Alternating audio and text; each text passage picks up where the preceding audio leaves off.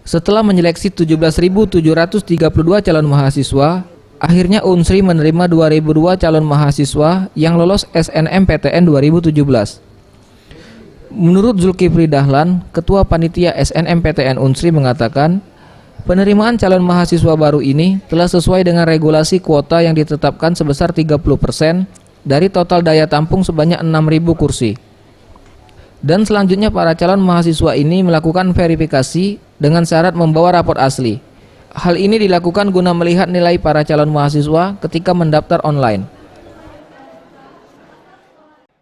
Nah, pada hari ini siswa atau calon mahasiswa wajib datang untuk membawa rapor asli, karena disinilah proses untuk melihat apakah nilai yang diisi pada rapor pada pendaftaran online itu sama dengan rapor asli.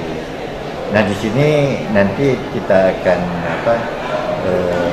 menemukan kalau ada perbedaan. Nah, kalau terjadi perbedaan antara rapor asli dengan data yang diisikan pada PDSS secara online, nah itu akan kami laporkan melalui rapat. Dari 2.000 peserta yang lolos SNMPTN Unsri, terdiri dari Fakultas Ekonomi 180 orang, FKIP 354 orang, FISIP 270 orang, Fakultas Kesehatan Masyarakat 114 orang, Fakultas Ilmu Komputer 128 orang, Fakultas Hukum 136 orang, Fakultas Pertanian 252 orang, Fakultas MIPA 216 orang, dan Fakultas Teknik 229 orang. Semua peserta yang dinyatakan lulus wajib melakukan verifikasi. Farel Dwi Satria, Sriwijaya TV.